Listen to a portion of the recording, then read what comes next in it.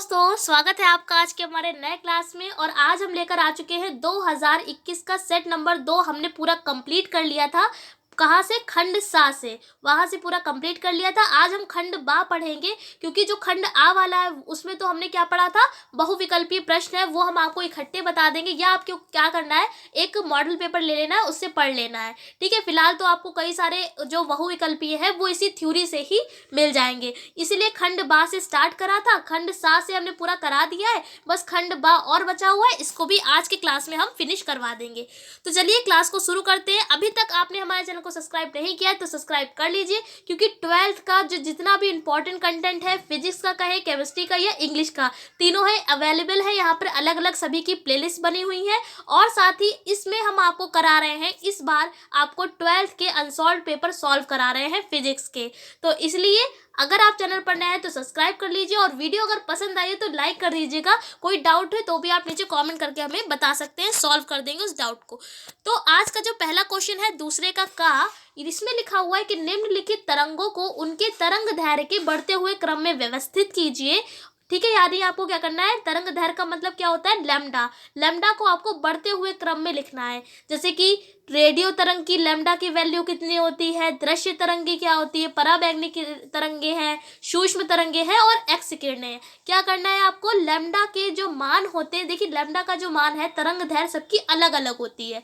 अब आप ये कैसे याद करेंगे वो आपको देखिए याद करना पड़ेगा। किसी भी तरीके से आप याद करें ट्रिक बनाकर, अगर आप कहेंगे तो हम आपको ट्रिक बनाकर भी बताएंगे। अगर आप कमेंट करके बताएंगे तो हम आपको पूरी जो विद्युत इसमें जितने भी तरंग दैर्घ्य होती हैं, जितनी भी तरंगों की सबकी ट्रिक बताएंगे कि आप किस तरीके से याद रख सकते हैं। फिलहाल ये 1 नंबर में क्वेश्चन आया हुआ है, बढ़ते हुए क्रम में आपको लिखना पड़ेगा। तो सबसे पहले सबसे बढ़ते हुए क्रम का मतलब क्या होता है, पहले सबसे छोटा, उससे बड़ा, सबसे बड़ा, ये क्या होता है, बढ़ते हुए क्रम में, यानी इंक्रीजिंग ऑर्डर में लिखना होगा। तो नॉर्मली आपको क्या कर देना है, सबसे पहले आप लिख देंगे एक्स किरणें, इसकी जो तरंग दैर्घ्य होती है वो सबसे कम होती है। उसके बाद बात करेंगे पराबैंगनी तरंगों की, उसके बाद दृश्य तरंगों की, उसके बाद सूक्ष्म तरंगों की, और उसके बाद सबसे बड़ी इसमें से तरंग होती है रेडियो तरंगे। ठीक है, तो आपको इस क्वेश्चन में ये 1 नंबर में ही आया है, तो आपको बस नाम में ही क्या करना है, सबसे जैसे कि आपने लिखा एक्स किरणें, फिर ऐसे करके आपने निशान लगा दिया, फिर लिख दिया पराबैंगनी किरणें, फिर ऐसे निशान लगा दिया, फिर आपने लिख दिया दृश्य किरणें, फिर इस तरीके से लेस देन का निशान लगा दिया, फिर है सूक्ष्म, और लास्ट में क्या है, रेडियो। तो ये क्या हो जाएगा, बढ़ता हुआ क्रम। तो इस क्वेश्चन में तो इतना ही करना है, लेकिन बाई चांस आपका ये 2-3 नंबर में क्वेश्चन आ जाता है, तो इसीलिए हमने इसी क्वेश्चन में आगे ऐड कर दिया है कि किसकी कितनी तरंग होती है, तरंग दैर्घ्य। तो एक्स किरणों की देखिए फिर से बता रहे हैं, इस क्वेश्चन में केवल आपको यही लिखना है, सबसे पहले एक्स, उसके बाद पराबैंगनी, दृश्य, फिर सूक्ष्म, और फिर उसके बाद रेडियो तरंगे। ये नहीं लिखना है इस क्वेश्चन में, क्योंकि क्वेश्चन नंबर के अकॉर्डिंग ही हम सॉल्व करते हैं। 1 नंबर में था तो हमने कर दिया 1 नंबर में, अगर आ जाता है तो इसकी तरंग दैर्घ्य भी आपको याद होनी चाहिए। एक्स किरणों की होती है 1 × 10⁻⁻13 से 3 × 10⁻⁻8 मीटर तक। ठीक है, इसी तरीके से ये सारी जो लिखी हुई है सबकी तरंग दैर्घ्य हैं, आप पढ़ लीजिएगा। जैसे कि यहाँ पर दृश्य वाली जो है काफ़ी इंपॉर्टेंट है, इसी तरीके से एक्स किरणें वाली इंपॉर्टेंट है, रेडियो तरंग काफ़ी पूछी जाती है, इसमें मीटर में भी लिखी हुई है, एंगस्ट्रॉम में भी लिखी हुई है। सारे आप इसको रीड कर लीजिएगा, अच्छे से याद कर लीजिएगा, क्योंकि कई बार एग्जाम में पूछी जाती हैं। अब बात करेंगे अगला क्वेश्चन। अगला दे रखा है कि 50 वोल्ट, क्या लिखा हुआ है, 50 वोल्ट की प्रत्यावर्ती वोल्टता जिसकी आवृत्ति 50 हर्ट्ज है, 50 ओम के प्रतिरोध एवं 2 माइक्रो हेनरी, इसको क्या पढ़ेंगे, इसको पढ़ेंगे माइक्रो, और ये है हेनरी, माइक्रो हेनरी के प्रेरकत्व से जुड़ती है। परिपथ की प्रतिबाधा का मान ज्ञात कीजिए। अब देखिए, जब भी आपके सवाल न्यूमेरिकल आता है एग्जाम में, फिलहाल आना ही है, 1 नंबर में ये आया हुआ है, जब भी आए एक ट्रिक बता रहे हैं, हमेशा आपका ये जो है न्यूमेरिकल सॉल्व हो जाएगा, चाहे आपने पढ़ा हो ना पढ़ा हो। लेकिन हाँ, ये आपको पता होना चाहिए कि किसको किससे डिनोट करते हैं और फॉर्मूला क्या है। बस ये 2 चीज़ों के बेस पर आप किसी भी न्यूमेरिकल को लगा सकते हैं। सबसे पहले क्या करेंगे, जो क्वेश्चन में दिया हुआ है उसको लिख लेते हैं। वोल्टेज दी हुई है यहाँ पर, यानी विभव का मान कितना दे रखा है, 50। हमें पता है कि विभव को V से लिखते हैं, लिख लिया। उसके बाद लिखी हुई है आवृत्ति 50 हर्ट्ज, कितनी है, 50 हर्ट्ज। आवृत्ति को किससे लिखते हैं ये पता होना चाहिए, तो एफ से लिखते हैं। कितनी दे रखी है 50 हर्ट्ज। उसके बाद दे रखा है प्रतिरोध एवं, यहाँ पर लिखा हुआ है 50 ओम का प्रतिरोध।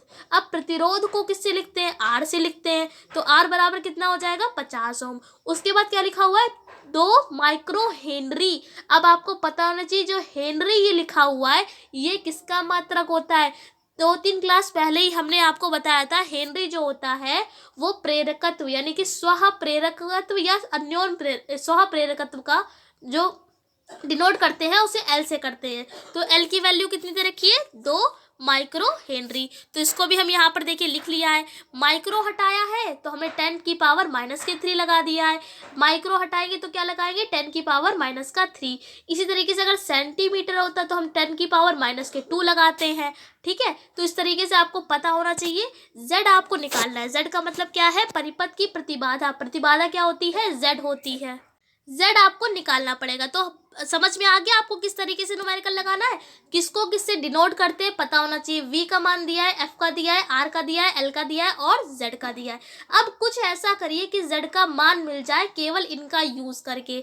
तो भाई हमने एक फॉर्मूला देखिए पढ़ा हुआ है, Z बराबर होता है अंडर रूट में R² प्लस XL², ये फॉर्मूला होता है।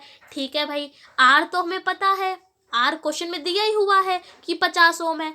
एक्सेल कहाँ से लाओगे, तो इस फॉर्मूले को लगाने से पहले हम एक्सेल निकालेंगे।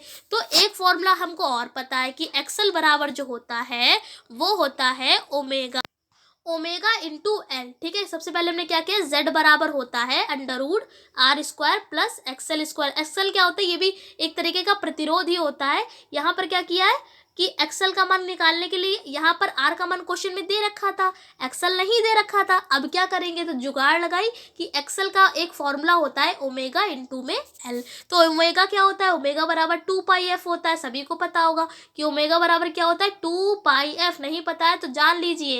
एल क्या है, एल इंटू में रखा, 2 ऐसे रखिए, पाई की वैल्यू होती है 3.14। एफ क्या है, आवृत्ति दे रखा है क्वेश्चन में, आवृत्ति कितनी दे रखी है 50 हर्ट्ज, लिख दिया। एल भी दे रखा है क्वेश्चन में 2 × 10⁻³ सारी वैल्यूज हमको पता है। इनको सॉल्व करेंगे तो कितना आएगा 628 × 10⁻³ कैसे किया है, इन सब की आप मल्टीप्लाई करेंगे तो इतना ही आएगा। अब हमने आपको बताया कि एक्सेल भी एक तरीके का क्या है, प्रतिरोध है। क्या है, प्रतिरोध। तो हमने यहाँ पर मात्रक क्या हो जाएगा ओम, क्योंकि प्रतिरोध का मात्रक क्या होता है ओम होता है। ये निकालिए। अब क्या किया, नॉर्मली इसको हमने उठा के रख दिया है इस वाले मान में। ठीक है, अब डायरेक्ट इसका मान हम कैसे सॉल्व करेंगे, एग्जाम में इतनी बड़ी वैल्यू कैसे सॉल्व करेंगे, तो बहुत आसान है। इतना याद रखिए, यहाँ पर दे रखा है 628 का स्क्वायर दे रखा है। ये तो काफ़ी बड़ा आएगा, इसका स्क्वायर नहीं याद है कोई बात नहीं। यहाँ पर देखिए 10 की पावर -3 और बाहर स्क्वायर यानी 10 की पावर -6 दे रखा है। -6 का मतलब है ये वैल्यू बहुत छोटी होगी। बहुत छोटी का मतलब है फिर ये रूट भी लगा हुआ है तो ये वैल्यू और ज़्यादा छोटी हो जाएगी। छोटी का मतलब है ये इतनी छोटी हो जाएगी कि हम इसको अमान्य कर देंगे, मतलब मानेंगे ही नहीं। क्या कहीं कहीं पे हम करते नहीं है, जैसे कि आपने अक्षीय स्थिति वाला पढ़ा होगा तो एल का मान बहुत छोटा कर देते हैं तो उसको बिल्कुल छोड़ ही देते हैं। तो यहाँ पर भी ये वैल्यू बहुत ज़्यादा छोटी होगी तो इसको हम छोड़ देंगे। डायरेक्ट अब क्या बचा है, अंडर रूट में 50² मान लीजिए, स्क्वायर से रूट कट जाएगा तो आंसर क्या आ जाएगा 50 ओम। हमेशा आपका ये आंसर चेक कर दिया जाएगा, बिल्कुल सही माना जाएगा अगर आप इस मेथड से भी लगाएंगे। सॉल्व करेंगे फिर भी इतना ही आएगा। फिलहाल इतनी बड़ी कैलकुलेशन कौन एग्जाम में सॉल्व कर पाएगा, और वो भी 1 नंबर के लिए। तो आई होप समझ में आ गया होगा कि किस तरीके से आपको न्यूमेरिकल्स को सॉल्व करना है। अब अगला क्वेश्चन देखिए कि किसी संधारित्र को एक बैटरी द्वारा आवेशित किया जाता है, क्या संधारित्र द्वारा संचित ऊर्जा बैटरी द्वारा आपूर्त ऊर्जा के बराबर होगी। कारण सही उत्तर दीजिए। तो ये जो क्वेश्चन है ये थोड़ा सा थ्योरी बेस्ड है, तो इसके बारे में हम आपको अगली वीडियो में बताएंगे। इस क्लास में इतने रखते हैं क्योंकि क्लास थोड़ा सा बड़ा हो गया है। तो पूरा जो आज का जो क्लास है समझ में आपको आ गया होगा, साथ ही याद भी हो गया होगा। पूरी कोशिश करिए आपको याद कराने की। और हाँ, इसके जो PDF है वो आपको कहाँ मिलेगी, टेलीग्राम पर। तो टेलीग्राम पर जाकर सर्च कर लीजिए, डेप्थ स्टडी ज्वाइन कर लीजिए। इसकी PDF वहाँ पर शेयर कर देंगे। इस क्लास में इतने रखते हैं, तब तक के लिए जय हिंद जय